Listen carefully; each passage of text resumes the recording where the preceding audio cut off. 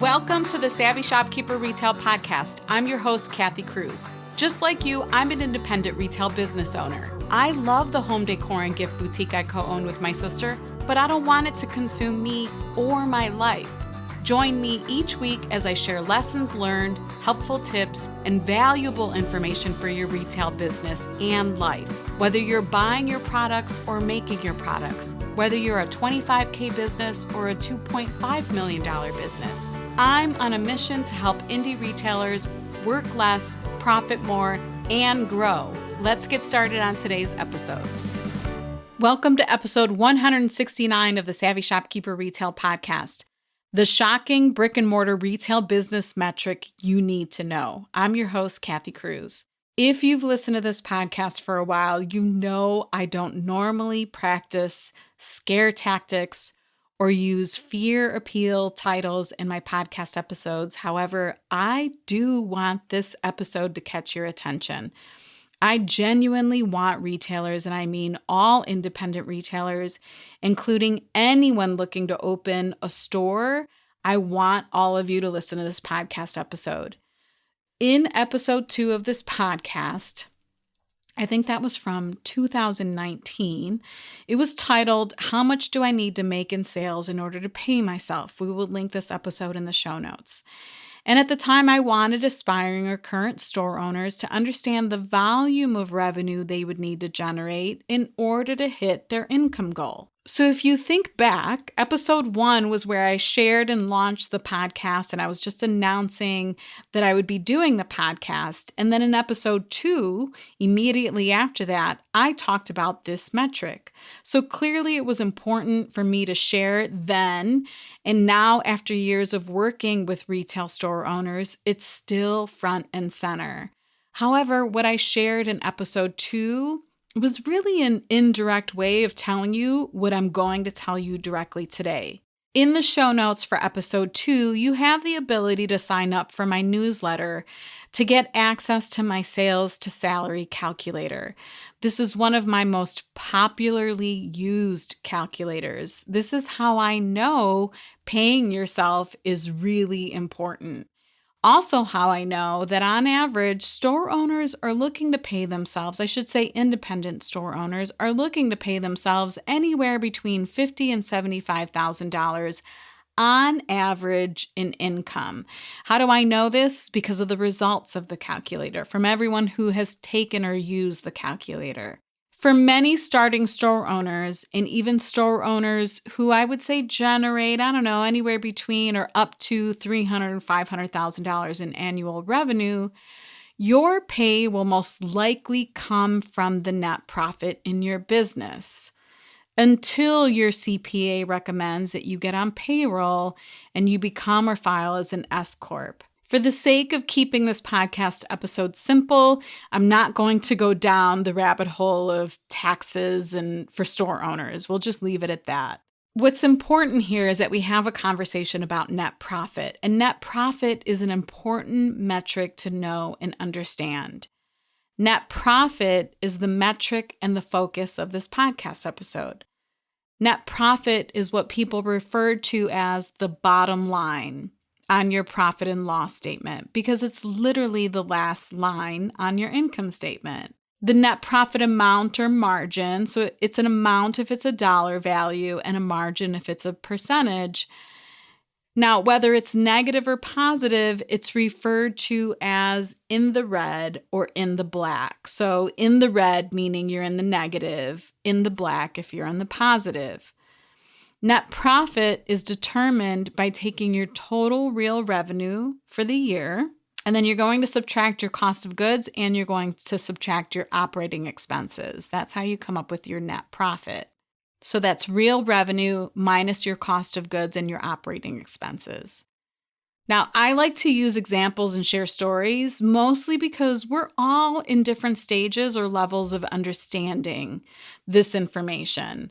Personally, I'm a slow learner. It can take me 3 to 4 times to read or listen to something for it to fully click in my brain. This is why it's so important for me to simplify things when I teach or to record these podcast episodes. If you're at a much more advanced stage or level of learning, I understand this will seem extremely simple to you, but we're all in different places and I want to make sure I'm serving everyone that's listening. So for the sake of using simple round numbers, let's say Becky's boutique made $100,000 in sales in 2022. She spent $50,000 on her apparel, the cost of goods, and she also spent $35,000 on operating expenses. That's her rent, utilities, shopping bags, software, point of sale system, all of that stuff. So that's $100,000 in revenue minus $50,000 for cost of goods, and then minus the $35,000 for operating expenses. This means Becky's net profit is $15,000 in 2022. Most likely, this is how Becky's paying herself and or reinvesting in her business. This episode is brought to you by Master Shopkeepers, my mastermind group for brick and mortar retail store owners. If you're craving support, connection, inspiration, and motivation for your retail business, apply to join us. It doesn't matter what stage of shopkeeping you're in. What matters is your drive to work less, profit more, and grow, both personally and professionally. Learn more at savvyshopkeeper.com/group membership. That's savvyshopkeeper.com/group membership, all one word. So Becky's net profit margin was 15%. It was 15,000 divided by the 100,000. Now, if we apply that 15% net margin to a $500,000 business, their net profit would be $75,000.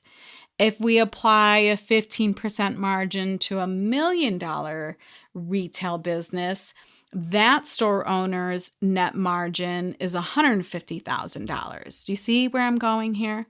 This is really where I want you to pause and stop multitasking so you can hear what I'm saying. And I'm saying this just in case you checked out of the conversation when I started talking about net profit and I started sharing some numbers. Because for some of you, maybe not all of you, but for some of you, you're like, okay, I'm out. I've kind of checked out of this conversation. I don't understand what Kathy's saying. So just listen to this. Net profit is slim in a traditional retail brick and mortar business. And when I say a traditional retail brick and mortar business, it means you're buying goods and then reselling it. Simple as that. We're just going to keep it super simple. How slim? We're generally talking less than 20% net profit, and it's not uncommon for indie retailers to only have a 10% net profit or less.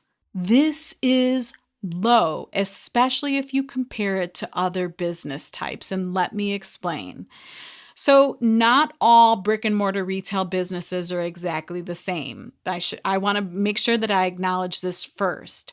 So you might have a unique retail brick and mortar business model beyond buying and reselling goods. And that type of retail business can net profit around 30%, for example.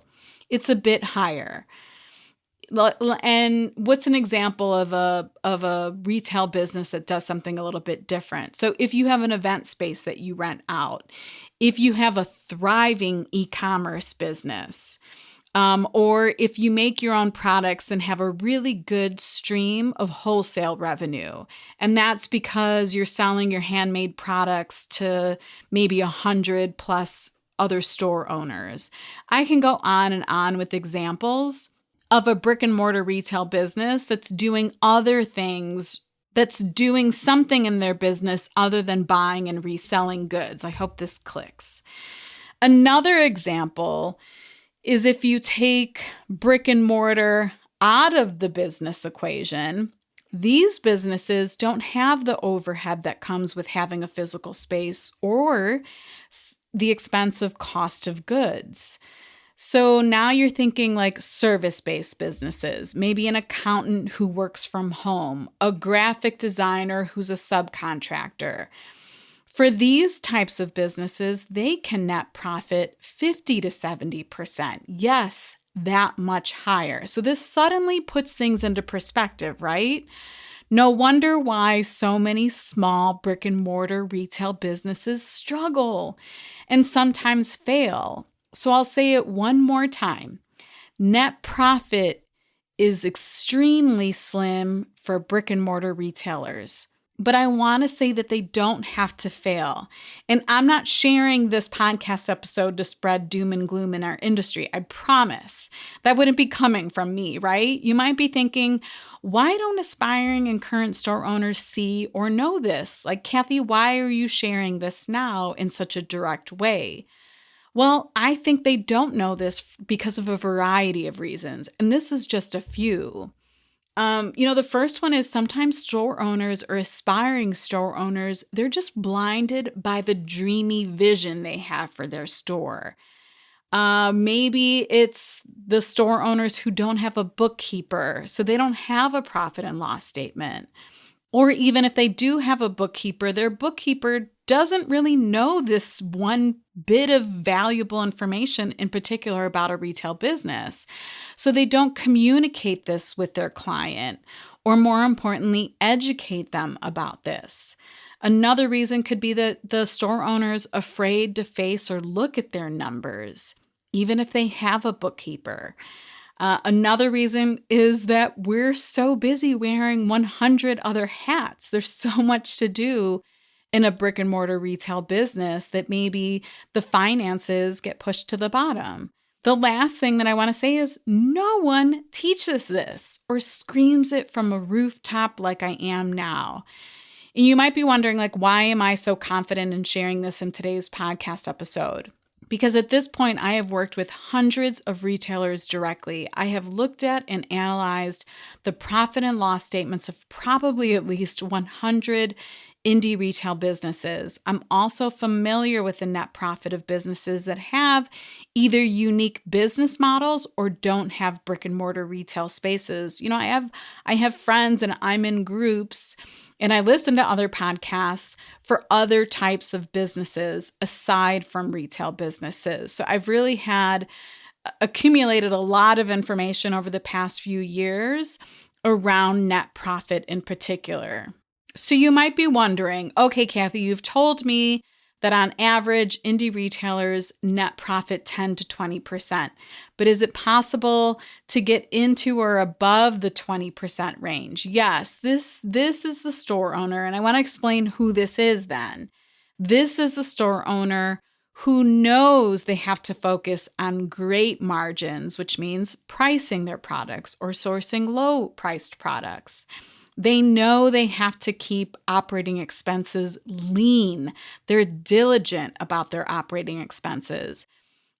Or this is the store owner who might have a unique retail business model or additional revenue streams. And yeah, there are store owners who do this. I have Master Shopkeepers members who generate $1 million plus in revenue in their retail businesses and pay themselves $100,000 to $150,000 a year. I see you, retail CEO. However, for those of you that don't or didn't know this one bit of information, use this episode to empower yourself. This episode is brought to you by my free resource, Tools of the Retail Trade Resource Guide, a 28-page downloadable resource filled with software, tools, and equipment recommendations just for brick and mortar retail store owners. Learn what I use and what other store owners are using. Visit savvyshopkeeper.com/resources. That's savvyshopkeeper.com/resources and sign up for my newsletter to get the guide. If me sharing this suddenly creates a problem in your mind and you're thinking, how will I ever make enough in my business to pay myself? Keep this in mind. Problems or opportunities. Net profit measures how effective your business is at generating profit on each dollar of revenue you bring in. So if this was me and it suddenly started creating a problem in my mind, I would ask myself, 1, how can I generate more revenue? 2, how can I get every penny possible out of each dollar. Number 3, what else can I do to generate revenue?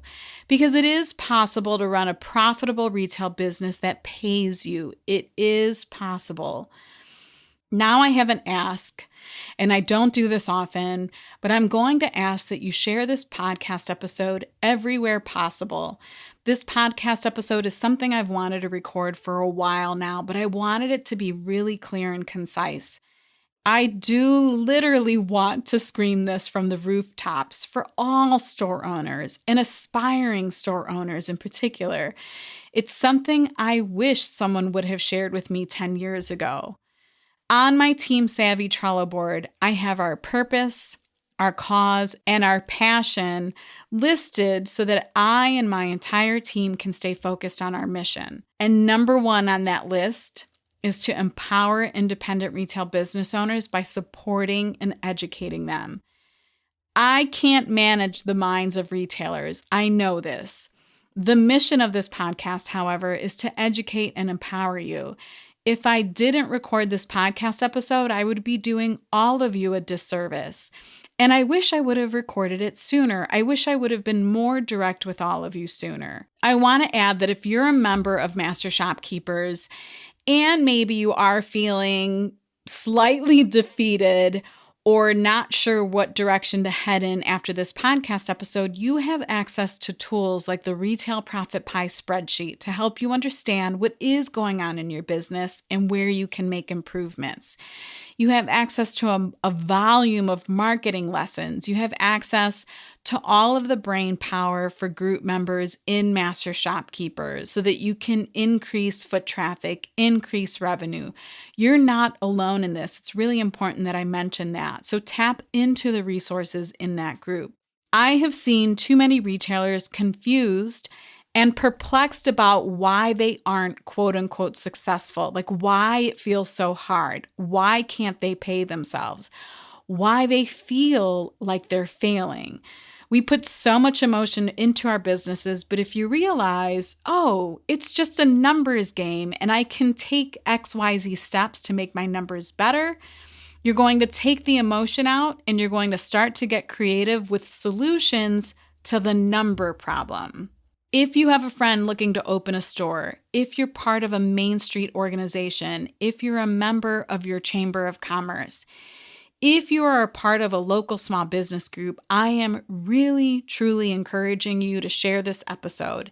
In fact, I'm imploring you to share this. It's that important. I've never, ever said that. This is episode 169 and probably close to 200 episodes if you include all of the bonus episodes I've recorded. And I've never said this before, at least I don't think I have. I sometimes see indie retailers imploring their customers and communities to shop and keep small businesses alive. But what if we shift this and implore to share with each other, with our business neighbors, so that we can keep indie retail alive? If you want to see the show notes to this episode or find links to anything I mentioned, visit my blog at savvyshopkeeper.com/episode 169. Until the next episode, be savvy and boss up.